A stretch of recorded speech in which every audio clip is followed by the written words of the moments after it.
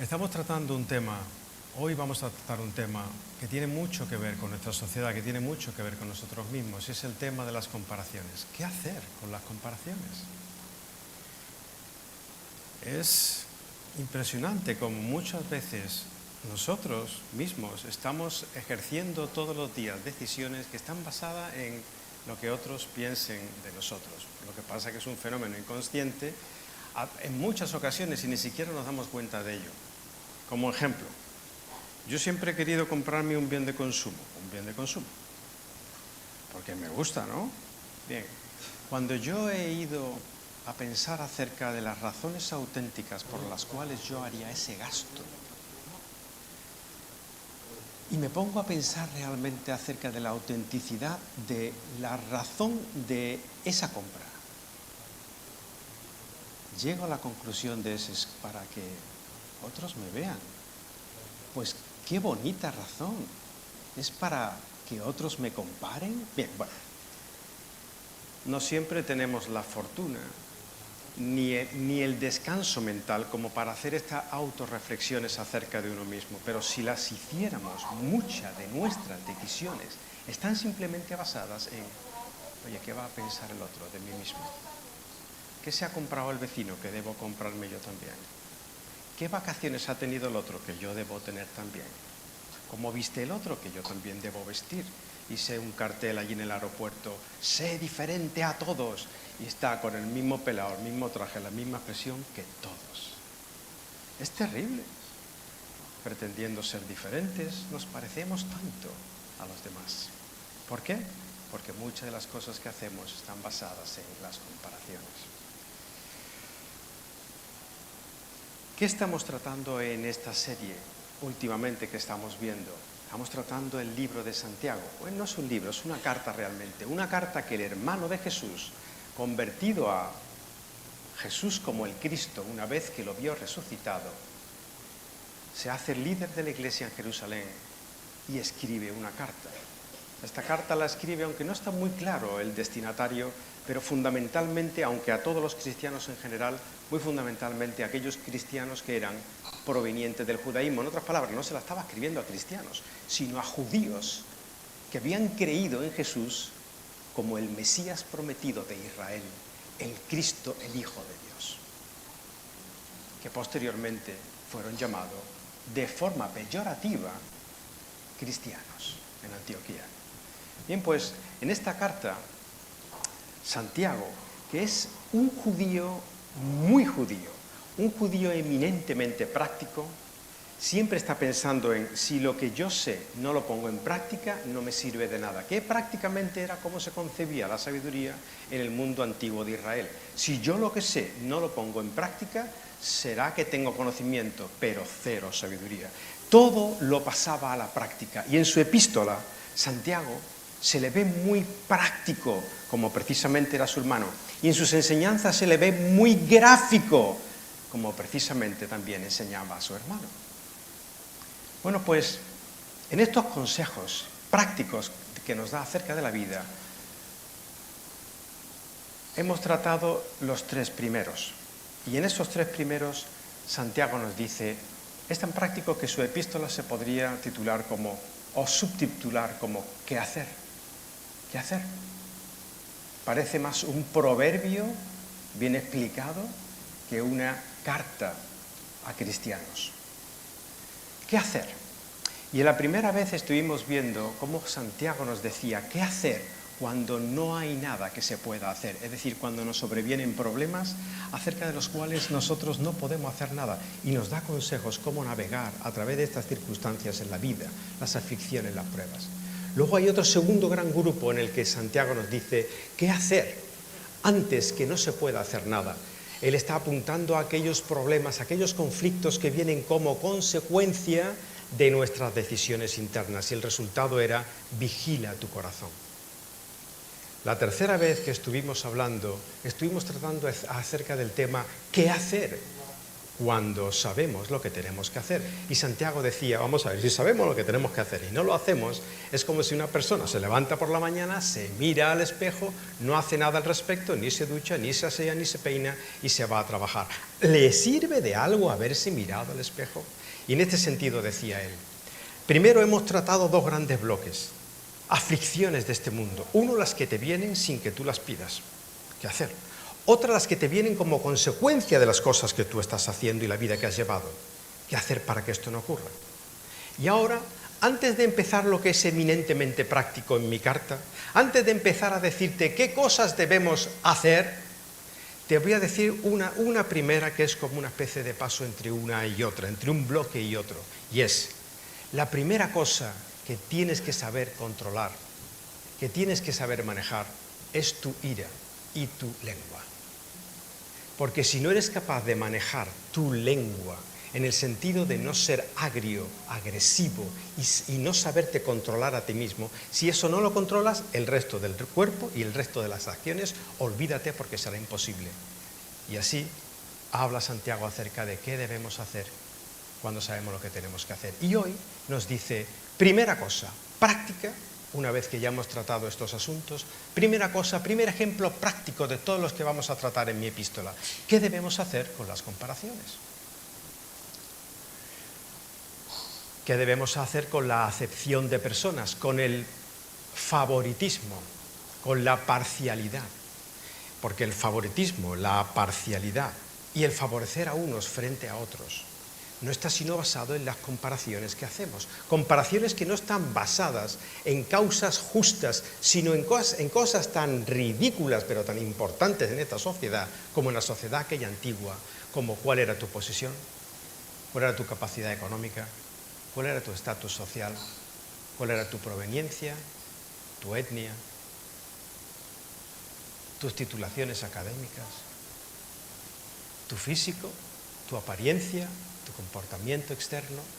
Todas estas cosas superficiales eran causa para formar, para generar una actitud de parcialidad a aquellos a los que Santiago escribía. Y desde luego que en una sociedad muy distinta hoy, desde luego también nosotros tenemos muchas cosas que aprender. Antes que nada, destacar que hay dos reglas de oro. Yo siempre digo que hay dos reglas de oro. La regla de oro cristiana y la regla de oro de los valores de este mundo. Las reglas de oro de Cristo, la regla de oro ya la conocemos todo, ¿no? Amarás a tu prójimo como a ti mismo. Si haces esto bien, seguramente estarás haciendo la voluntad de Dios bien. La regla de oro de Cristo, amarás a tu prójimo como a ti mismo te amas. La regla de oro del sistema del mundo donde vivimos, donde siempre se ha vivido a lo largo de todos los siglos. La regla del oro de este mundo es, quien tiene el oro, pone las reglas, ¿no? Quien tiene el dinero, quien tiene el poder, quien tiene el control político, quien tiene la influencia, quien conoce a las personas adecuadas, quien tiene esa magnitud de poder sobre otros, es quien pone las reglas y se acabó. Bien sea de una manera muy sofisticada y sutil como hoy en día, bien sea de una manera bastante más agresiva o burda como era en el mundo antiguo. Bien, ¿qué es lo que pasaba en el mundo clásico? Un poco de contexto, antes de meternos en los consejos de Santiago de qué hacer con las comparaciones. ¿Qué es lo que pasaba en el mundo clásico? ¿Cómo se comportaban las personas? ¿Cómo era, digamos, el concepto de sociedad bajo el cual Santiago escribe a sus oyentes o a los destinatarios de su carta? ¿Cómo era? Era el mundo clásico griego-romano de la época.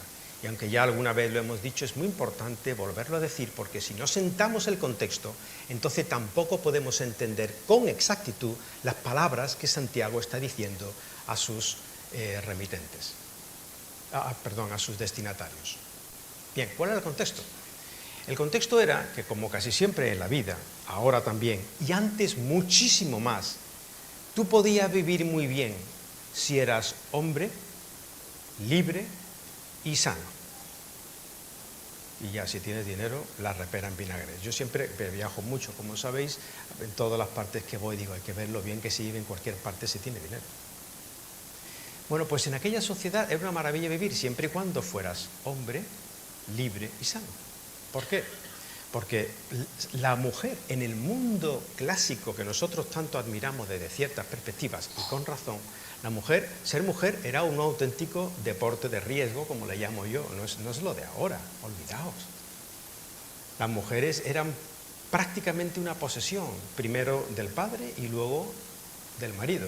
Eso son las que llegaban a tener una vida, porque muchas de las mujeres simplemente nacían antes de morir o después de morir.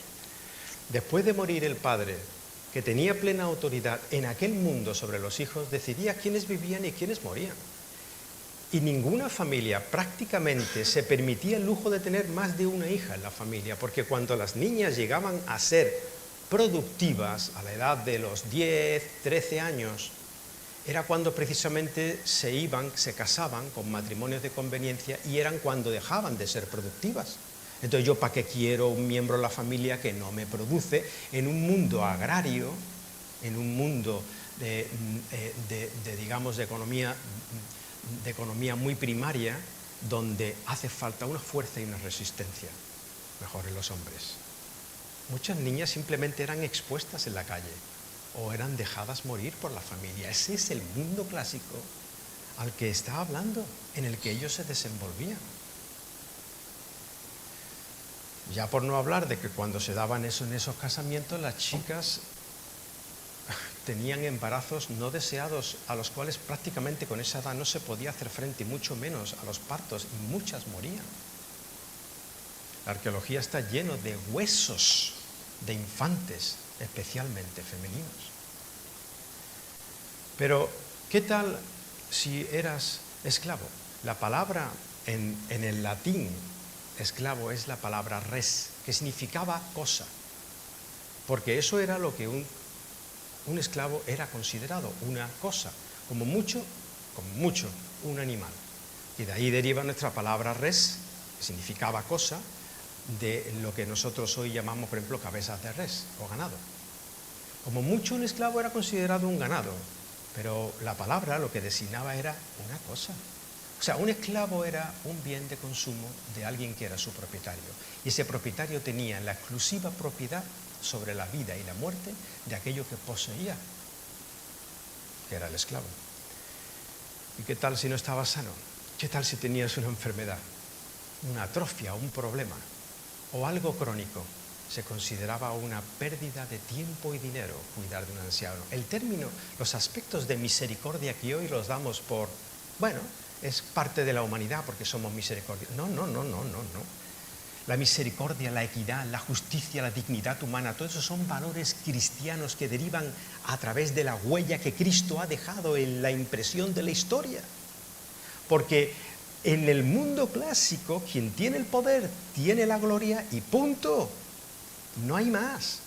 Y si estás enfermo, es una pena, pero te tengo que dejar en el camino, porque para mí eres un estorbo, precisamente. Los primeros que huían de las ciudades cuando venían las grandes epidemias eran los médicos. ¿Sabéis quiénes se quedaban, no? Los cristianos.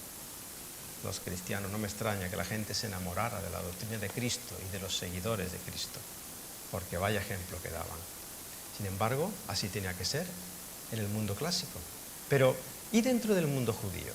Porque Santiago está hablando muy especialmente a los judíos que estaban expatriados, que estaban dispersos en la zona mediterránea, aunque esos judíos también incluían a las personas que iban viniendo a la doctrina de Cristo, que se iban convirtiendo del paganismo a Jesús el Cristo, el Salvador.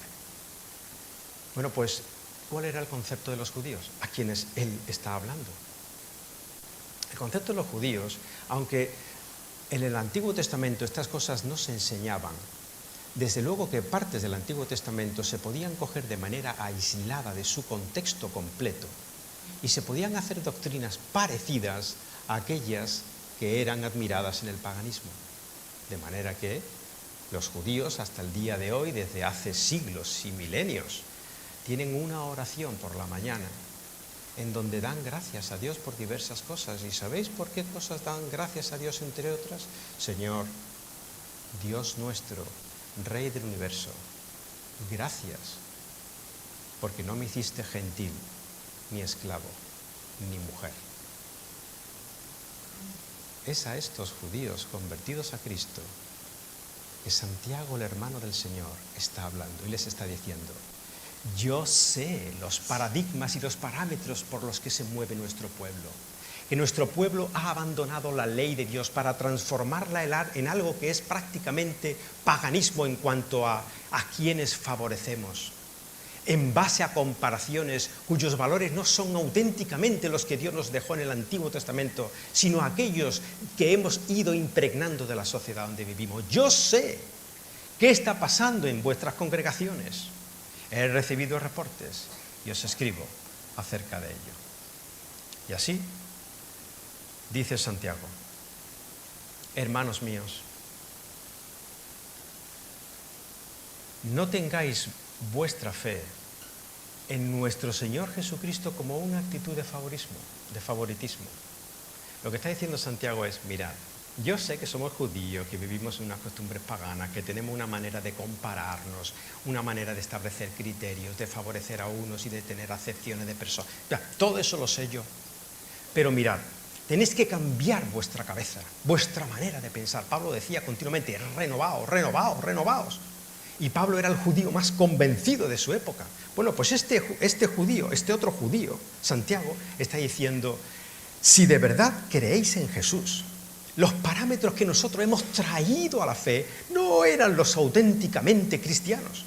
Si de verdad nuestra fe, y ahí no se está refiriendo a fe como cuerpo doctrinal, sino como confianza dinámica en el Señor en el que hemos creído. Dice: si de verdad creéis, esto es incompatible en vuestras vidas personales, en vuestras actitudes y sobre todo en vuestras congregaciones, que es del tema que está hablando aquí. Esto es incompatible, esta fe, con el favoritismo, con la parcialidad, con el comparar unos a otros y decir: este vale más, este vale menos, a este trato de una manera y a este lo trato de aquella. Es incompatible.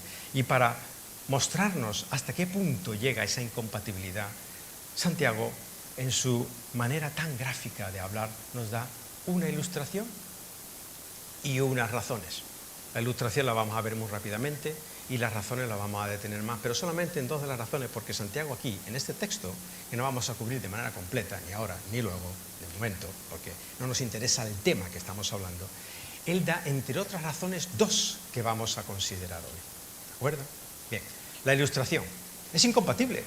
Señores, dice: señores, es incompatible vuestra fe en Jesús, tal y como tratamos a los demás. Es incompatible nuestra fe en el Señor y seguir comparando a las personas y tratándolas de distinta manera, de acuerdo a criterios de superficialidad. Ilustración. Imaginaos, y les pone una ilustración que probablemente estaba ocurriendo en el mundo de ellos, por eso les escribe la carta. Dice: ilustración. Porque si en vuestra congregación entra un hombre con anillo de oro y vestido de ropa lujosa, y también un pobre de ropa sucia, esa es la ilustración. Bien, nosotros ahora podríamos decir: hombre, si entra una persona con anillo de oro y vestido, bueno, pues eso es que ocurría antes, ¿verdad? No, ahora no ocurre, ¿no? ¿Ahora no ocurre? Ahora, hombre, sí que ocurre. Existió de una manera más burda antes, pero ahora también de manera más sutil, como hemos dicho. Imagínate tú, no este ejemplo, sino que entra un señor bien presentado, con su esposa muy bien presentada, por decir algo, su novia o solo, y entra con una buena apariencia, buenos gestos, buenos modales, un buen reloj, una buena presencia, una educación, una manera de comportarse. ¿Cómo lo trataríamos? Y ahora entra pues una persona clase media, media alta, media baja, media, bastante media, y se sienta por ahí. ¿Cómo lo trataríamos? Dicen: no, es que nosotros no hacemos hoy ese tipo de acepción de personas como hacían antes. Es verdad y es mentira también al mismo tiempo, porque nosotros sí hacemos acepción de personas. Imagínate tú. Vamos, cuando dice ropa sucia no se está refiriendo sucia al término de sucio y maloliente, sino al término de humilde, de pobre, ¿de acuerdo? Ahora dice: mira, una vez que han entrado en la ilustración, hacéis esto: dais atención especial al que lleva una ropa lujosa y le decís: por favor, usted, por favor, siéntese aquí en un lugar, en un buen lugar. adelante, mire usted, señor, aquí, señora, ven aquí. Dice, y al otro, al que entra, el pobre, ¿no? Clase media, el currante, ¿no? El trabajador. Dice, y tú siéntate aquí, ¿verdad? Aquí en este lugar, allí, bueno, siéntate allí, dice, como allá, en ese rinconcete, dice, o bien siéntate aquí junto al estrado de mis pies, que lo que significaría era, oye, no te vayas muy para adelante, quédate aquí más bien en la zona de detrás. Y está invitando a hacer algo que se hacía en la antigüedad, que era pues sentarse en el suelo, ¿no? Pero vamos, ¿quién se sienta en el suelo en la antigüedad? ¿Las autoridades? Tú vente para acá, no llames mucho la atención, siéntate por aquí, al lado mía, en el suelo, si quieres. Así como se trataba ante la gente, y el apóstol no. Bueno, posteriormente fue apóstol, sí. Santiago, el hermano del Señor, dice, es incompatible con nuestra fe. Es incompatible. Ahora decimos nosotros, no, es que nosotros no hacemos esto porque nosotros más o menos somos todos clase media. Es verdad.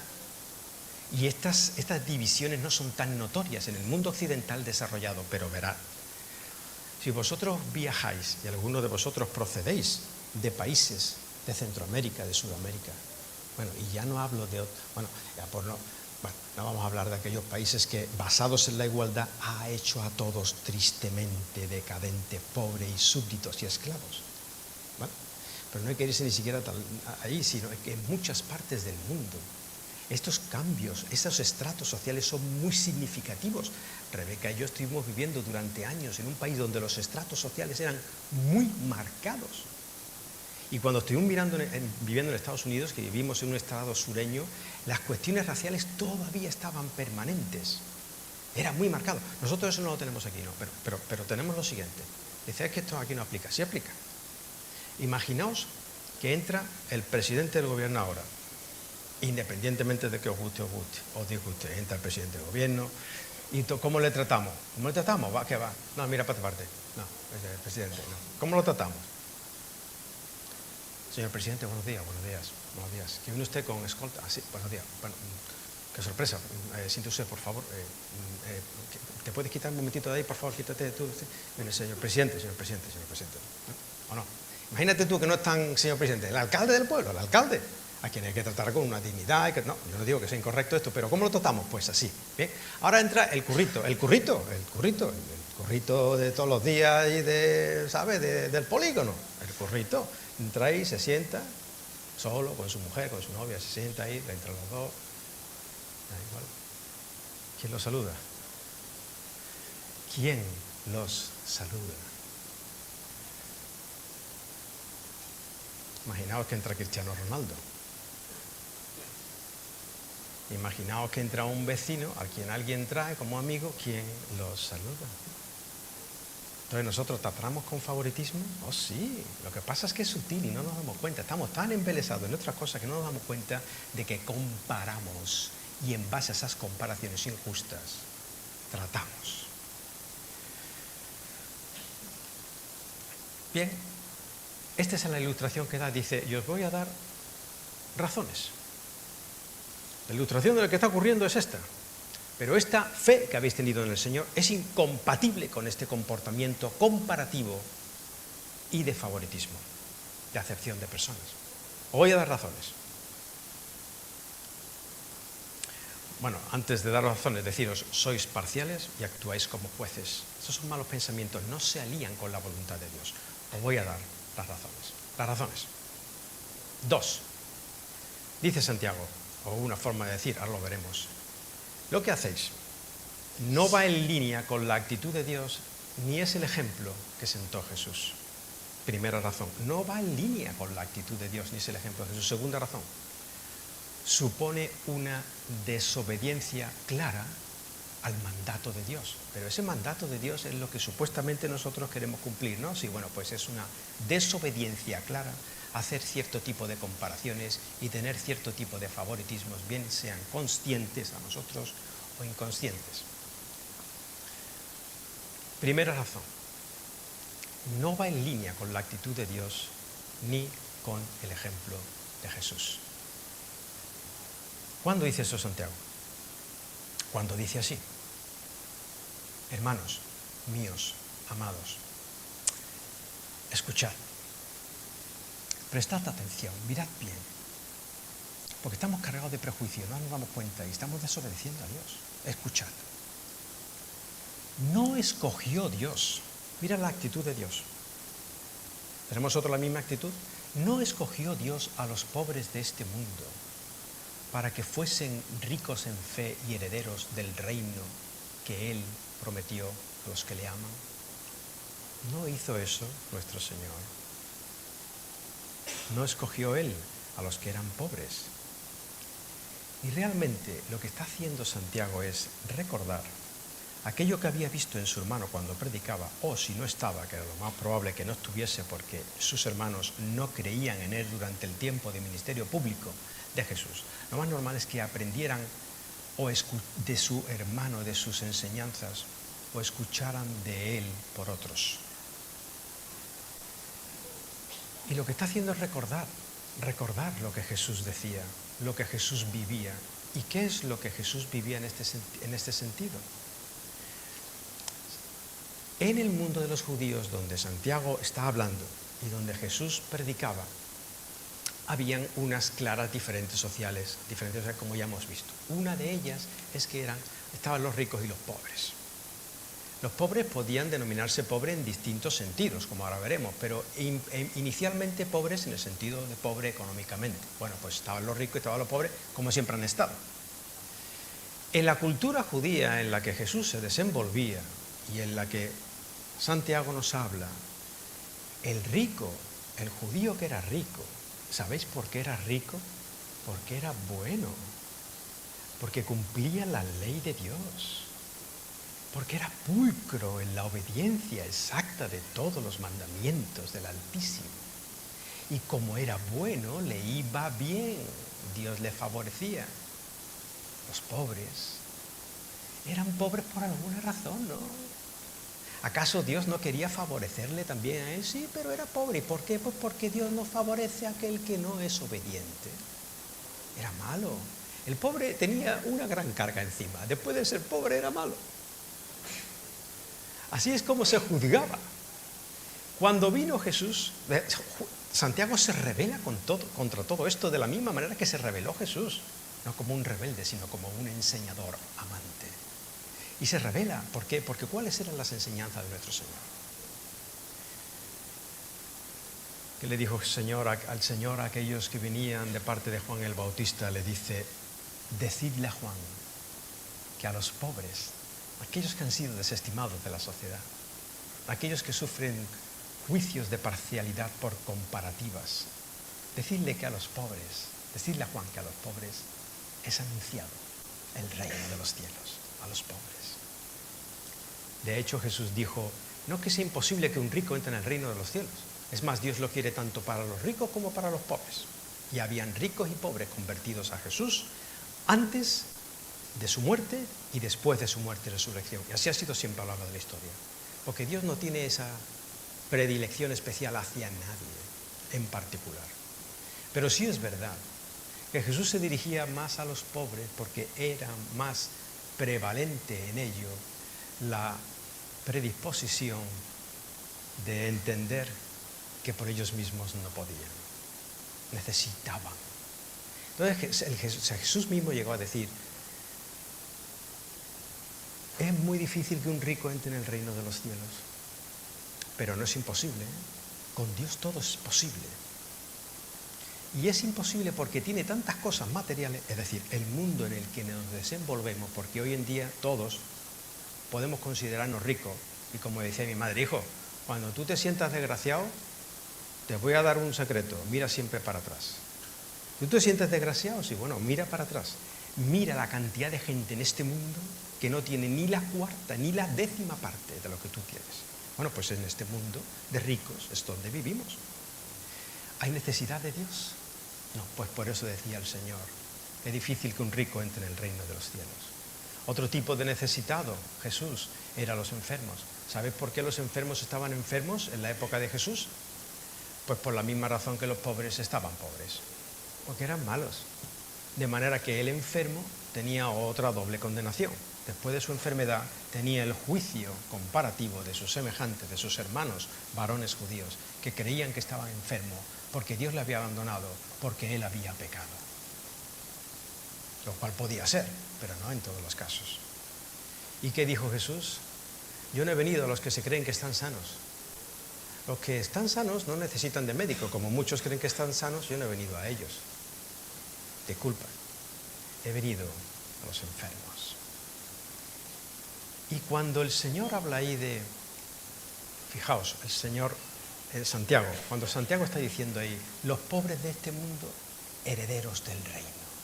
Los pobres de este mundo, herederos del reino. ¿Qué es lo que está haciendo Santiago? Está, digamos, haciéndose eco casi literal de la enseñanza de Jesús, cuando Jesús dijo en el Sermón del Monte, bienaventurados los pobres en espíritu, porque de ellos es el reino de los cielos. De manera que nosotros tratamos a los pobres de una manera. Bien, ¿va esto en línea con lo que Dios hacía, con su actitud, con lo que hacía Jesús? No, no va en absoluto. Y es que precisamente le dice Santiago, a ver, ¿por qué nosotros tenemos una predilección por el que aparentemente es más? En cualquier sentido, es más guapo, más guapa, más popular, más guay, tienen más dinero. ¿Por qué nosotros tenemos esa predilección? Cuando Dios, lo que está diciendo en ese texto es, escogió a los pobres. Ahora alguien puede decir, bueno, pero el hecho de que escogió, entonces si Dios escogió, entonces es que también tuvo una acepción de personas. No, precisamente, Santiago, en esta misma epístola, hablando de los valores que tiene el mundo y de cómo Dios ve las cosas, cómo este mundo ve las cosas, cómo Dios las ve, dice él, mirad, el secreto de la historia es que Dios se resiste a los soberbios y da gracia a los humildes. Para Dios las cosas superficiales no tienen importancia alguna. A ti te pudo dar riquezas y a ti pobreza. Tú puedes acarrear una enfermedad y tu salud hasta que te mueras a los 99 años. Es igual. Para Dios no hay diferencia en ese sentido. Dios no muestra una actitud favorable hacia quienes tienen algo que este mundo admira. La clave de Dios es que seas rico, pobre, hombre, mujer, esclavo, libre, seas dependiente de Él, te reconozcas en tu problema con Dios, sepas que no puedes solucionarlo y abandonarte a sus brazos como hace un niño. ¿O no fue el mismo Jesús el que nos dijo, Padre, tú escondiste estas cosas de los sabios y los entendidos y las revelaste a los niños? ¿No fue Él el que dijo, si no os hacéis como uno de estos, no entraréis en el reino de los cielos? Bien, si Jesús tuvo este ejemplo, si la actitud de Dios para con el ser humano es esta, es decir, la de no acepción de personas, idea que se repite en el Antiguo y en el Nuevo Testamento continuamente, Dios no hace acepción de personas como nosotros. Si hemos creído en Jesús, podemos hacer este tipo de comparaciones. La primera razón, por tanto, es que no va en línea ni con la actitud de Dios ni con el ejemplo de Jesús. La segunda razón es que supone, si hacemos estas comparaciones, una desobediencia flagrante al mandamiento de Dios. Al mandamiento de Dios. Y esto a aquellos a los que escribía era muy importante, porque a los que escribían eran los judíos convertidos a Cristo que todavía creían firmemente en el cumplimiento de la ley de Dios. Cosa que es correcta, muy correcta, sobre todo si eres judío, pero si no lo eres también, porque Dios da unas leyes, da unos patrones, da unas formas morales y de actitud con las que tenemos que comportarnos hacia los demás, que están resumidas en la regla del oro, ¿no? Están resumidas ahí. Dice, pues es una desobediencia completa contra aquel mandamiento, aquellas leyes que vosotros decís queréis cumplir, como buenos judíos. Y lo dice aquí, si en verdad cumplís la ley real conforme a la Escritura, vosotros no queréis cumplir la ley, sí, vosotros no sois dependientes completamente de la Escritura que os ha sido dada como pueblo judío, no estáis orgullosos de ella, no queréis cumplirla, aceptarla, acatarla y honrar a Dios. Y dice, bueno, pues entonces tenéis que tener en cuenta de que esta ley es real. real. Fijaos que la ley real aquí no se está refiriendo a la ley de la realidad. No está hablando de real en el sentido de verdad. Cuando el adjetivo real aquí, que se equivocó en castellano, se usa en el término de, no de realidad, sino de realeza. Fijaos lo que está diciendo Santiago. La ley que pretendéis cumplir es la ley que nos ha dado un Dios que es Rey. Y no pone aquí Santiago la ley de Moisés, ni siquiera pone la ley de Dios. ¿Qué pone? La ley real, la ley que nos ha dado el Rey. ¿Y por qué lo pone aquí? Exactamente cuando está hablando de la cuestión de comparaciones que hacen que tratemos a uno de una manera y a otro de otra. ¿Por qué? Pues porque precisamente lo que está haciendo Santiago es recordarnos. Si la ley que pretendemos cumplir es una ley real, en el sentido de que viene de un rey, ¿habéis pensado en cuál fue el ejemplo de nuestro rey? ¿Habéis pensado alguna vez lo contrario que va frente a todos los paradigmas y prejuicios que nosotros nos hemos montado? ¿Habéis pensado que aquella ley que nos dio el Rey de Reyes y Dios de Señores proviene precisamente de Él, que siendo Dios, que siendo Rey sobre toda la creación, se hace hombre por amor? ¿Habéis considerado que una vez que se hizo hombre, nace en un establo? ¿Habéis considerado que una vez que fue criado en Galilea, que es el terreno que era más, digamos, por los judíos como el de allí, el de los de arriba, los locos esos de arriba, los separatistas esos, están como una regadera, eso. De ahí nunca venía nada bueno, decían. ¿Habéis considerado que Jesús en su formación académica fue carpintero? Un simple carpintero frente a los rabinos, a los escribas, a los doctores de la ley. ¿Habéis considerado que cuando lo quisieron hacer rey se fue? ¿Habéis considerado que cuando entró como rey en una especie de entrada triunfal en Jerusalén no lo hizo a los lomos de un caballo, como un auténtico gobernador romano, como un auténtico Mesías de Israel que viene a liberar a su pueblo, sino que lo hizo en un asno?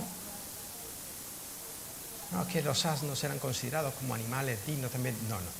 Un asno, pollino, jovencito, donde probablemente Jesús, en vez de andar erguido a los lomos de un corcel, iba arrastrando probablemente sus pies por los caminos polvorientos, porque ni siquiera a lo mejor el pollino ese daba la altura para que sus pies, si no fueran recogidos, recogiera todo el polvo del suelo. ¿Sabéis la sensación de ridiculez con la que Jesús funcionaba de acuerdo a los parámetros que nosotros nos movemos en este mundo? El colmo ya de salir de los patrones que nosotros nos hemos fijado como maravillosos es que murió en una cruz por amor, por ti. ¿Sabéis por qué? Porque Él fue el mejor ejemplo de la ley o de la regla del oro. Él fue el mejor ejemplo de la regla del oro. Amarás a tu prójimo como a ti mismo. Bien, si nuestro Rey nos ha dado esta ley y nuestro Rey rompió todos los esquemas de prejuicios comparativos que nosotros tenemos, ¿cómo nuestra fe en Jesús persiste en comparar y en tratar a las personas de manera diferente? Es un flagrante infracción de la ley que decimos queremos cumplir.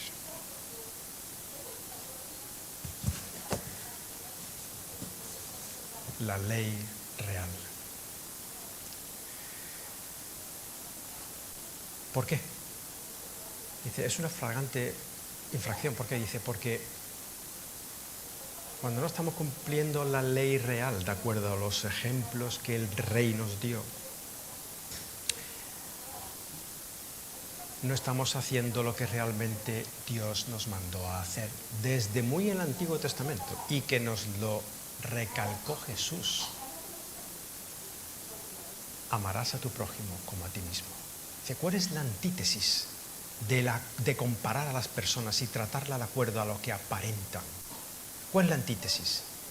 La antítesis es cumplir el mandamiento de Dios. ¿Cuál es? Amarás a tu prójimo como a ti mismo. De eso fue ejemplo Jesús, ¿no? Sí. ¿Uno no murió por ti? Sí.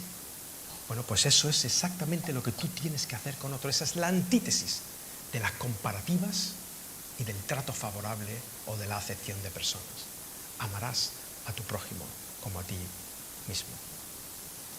Nosotros hoy en día no tenemos muchos agravios comparativos, a pesar de que hay un montón de gente loca por ahí en distintas organizaciones diciendo que sí para allá, que sí para acá.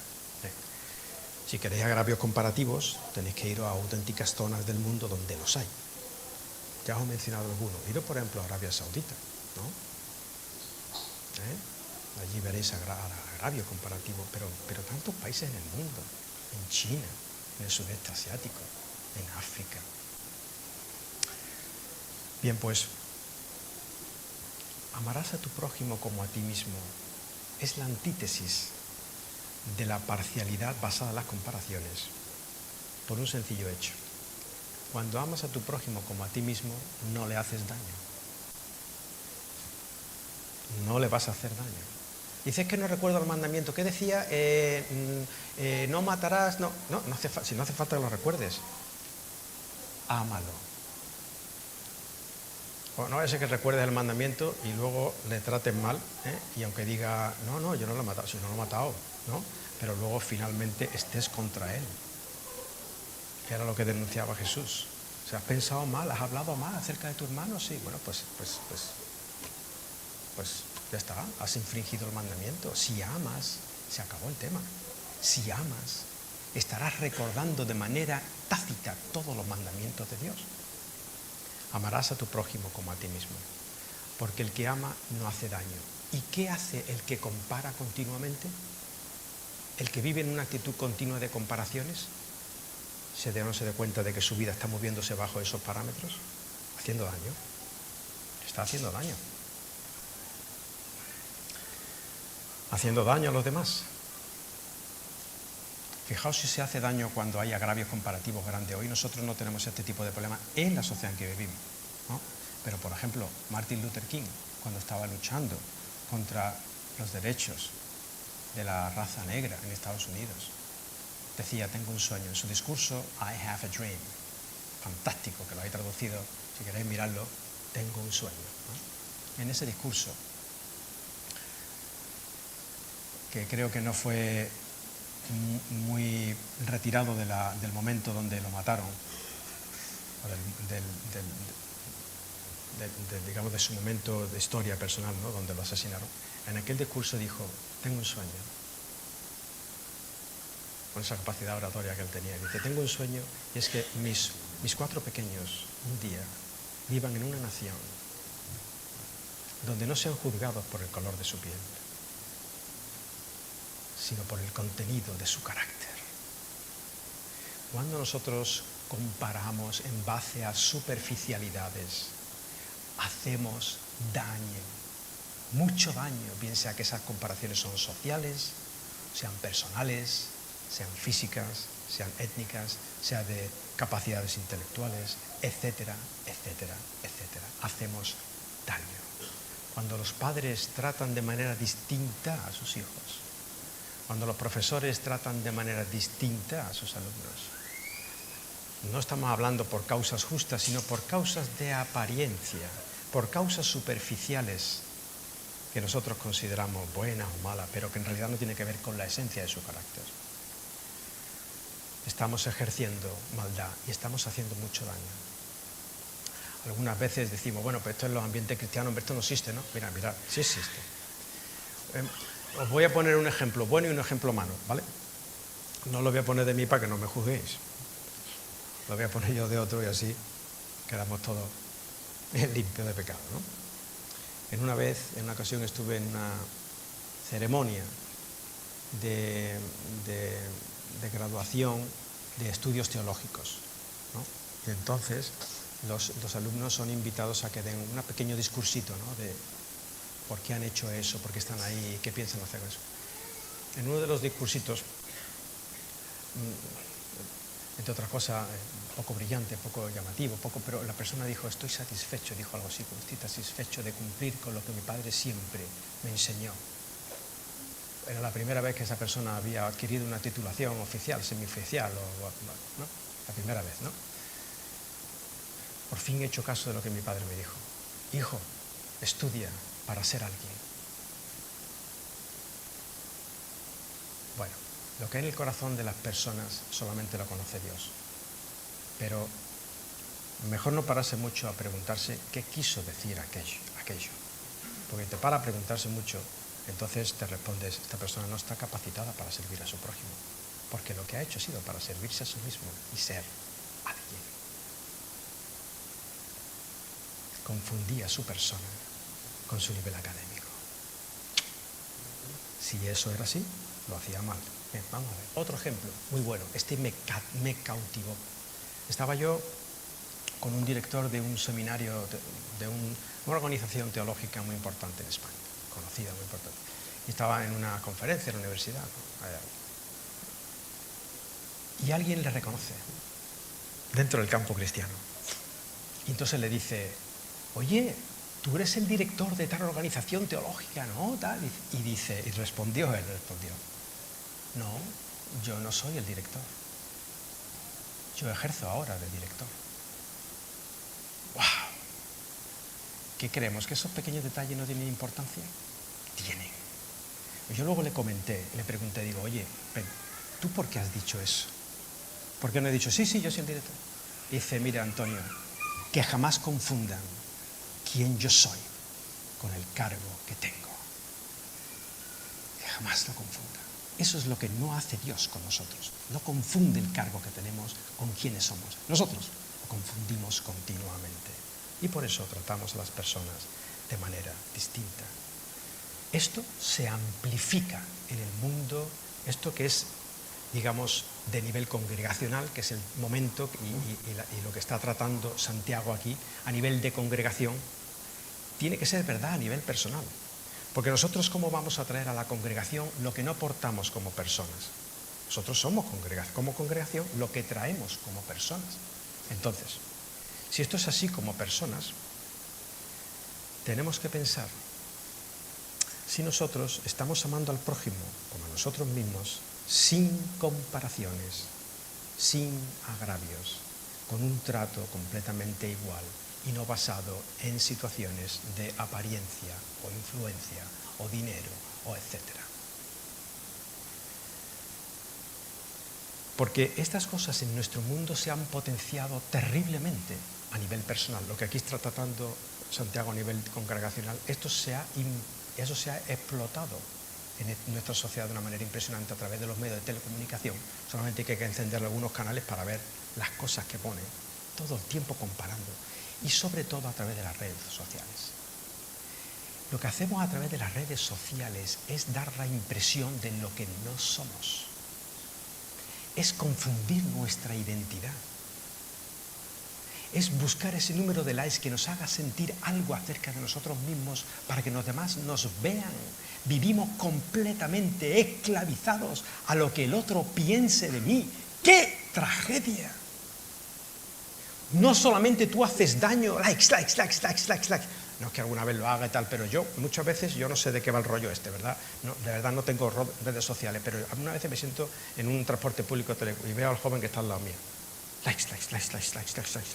Y digo yo, en velocidad, tío, si fuera Rambo, estaría matando a todos los criminales con esa metralleta. Like. Estamos haciendo daño a quien no le damos el like.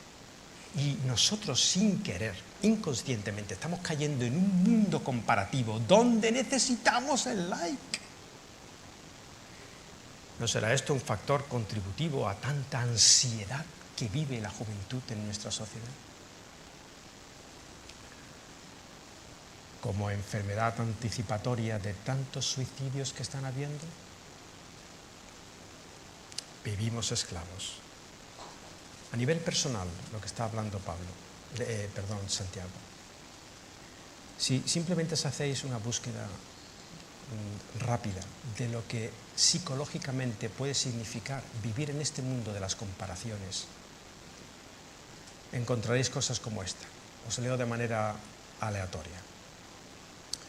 De lo que a nivel psicológico esto puede significar, no porque haces ya daño a los demás, sino porque te haces daño a ti mismo. Dice, la comparación puede generar sentimientos de inferioridad, inseguridad, ansiedad y estrés.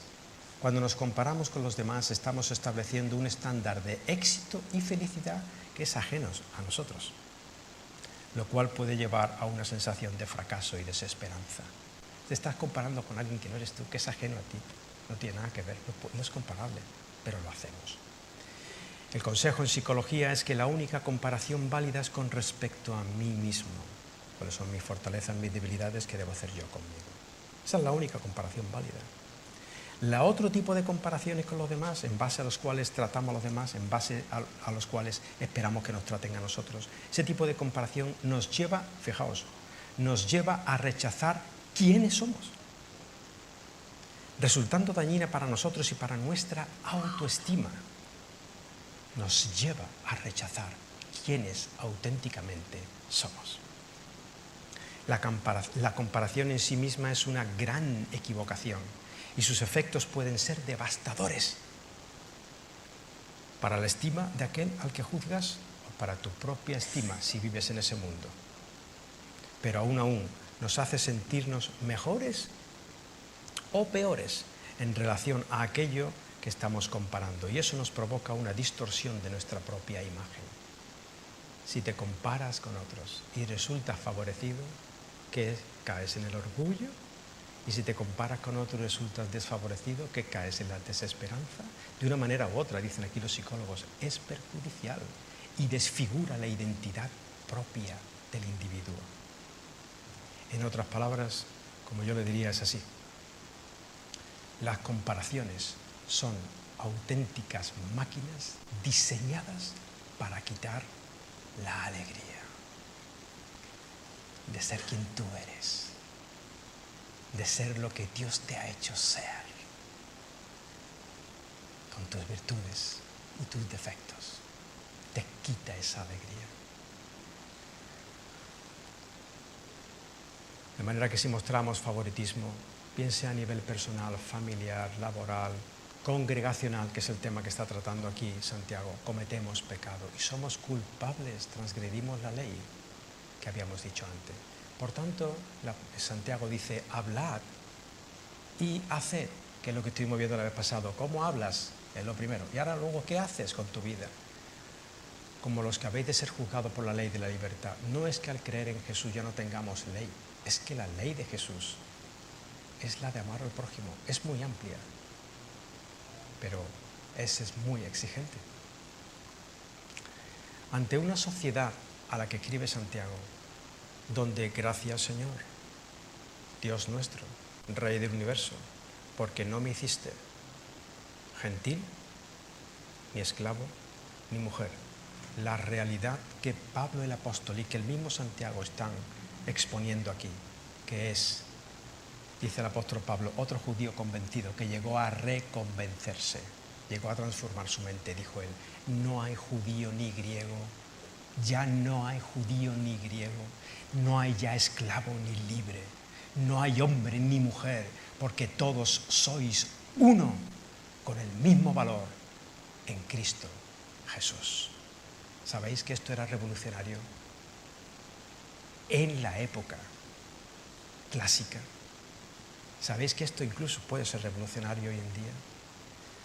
En la época clásica, acostumbrado a los dioses paganos, donde la gente estaba totalmente desprovista, muchas veces desesperanzada, iban a unas reuniones de unos que decían que creían en alguien como Dios, que había muerto y resucitado. Y en esas reuniones se encontraban algo que era absolutamente insólito. Se encontraban al Señor frente al esclavo, en una casa. El esclavo ya podía hablar. Se encontraban al hombre frente a la mujer. Se encontraban a los niños pululando alrededor. se encontraba al judío con el que no era judío, gentil. Esto era absolutamente disruptivo en la mente de un judío antiguo y en la mente de un clásico de aquella época. No me extraña que la gente se enamorara de la doctrina de Cristo y del ejemplo de sus seguidores. Esa es la iglesia que Dios quiere para nosotros, y ese es el tipo de vida que Dios quiere para tu persona, para que también luego lo traigas a la iglesia. Si estás cansado de aparentar, si estás cansado de creer que todo el mundo tiene que verte alegre, feliz, y si tú crees que los otros son siempre felices porque así aparecen en las redes sociales, te reto a que en vez de seguir los paradigmas de este mundo, siga los paradigmas de Jesús. Fijaos, muy distintos, son así. Bienaventurados, dijo nuestro Señor, los que son pobres en espíritu, pues de ellos es el reino de los cielos. Siéntate con libertad de ser pobre, tuyo es el reino. Bienaventurados los que lloran, no te dé miedo de llorar. No siempre la vida es alegría, tranquilo, no hace falta que aparentes. Bienaventurados los que lloran, porque ellos recibirán consolación o serán consolados. Bienaventurados los de limpio corazón, es decir, aquellos que no tratan de aparentar, que tienen un corazón transparente delante de Dios y delante de los demás, porque ellos verán a Dios. La doctrina de Cristo es: deja de fingir, descansa. Dios te ama como eres, ven a Él y demuestra eso en tu vida personal, en tu vida familiar, en tu vida laboral y en tu congregación, para que seas luz del mundo. Oramos, si os parece, y nos despedimos. Señor, muchas gracias por tu palabra. Muchas gracias, Señor, por enseñarnos tantas cosas. Muchas gracias, Señor, por el ejemplo de aquellos que cambiaron drásticamente su forma de pensar, de vivir, de interpretar el mundo, basado en la sencillez, en el amor y en el ejemplo de tu Hijo Jesús. Ayúdanos a ser simples. Ayúdanos a ser fuertes, siendo simples. Ayúdanos a ser sal y mundo en el mundo en que tú nos has puesto. Así vayamos en contra de todos los parámetros, Señor. Ayúdanos, Padre, porque a eso hemos sido llamados. Gracias por tu ejemplo. En el nombre de tu Hijo. Amén. Hasta el domingo que viene, si Dios quiere. Muchas gracias.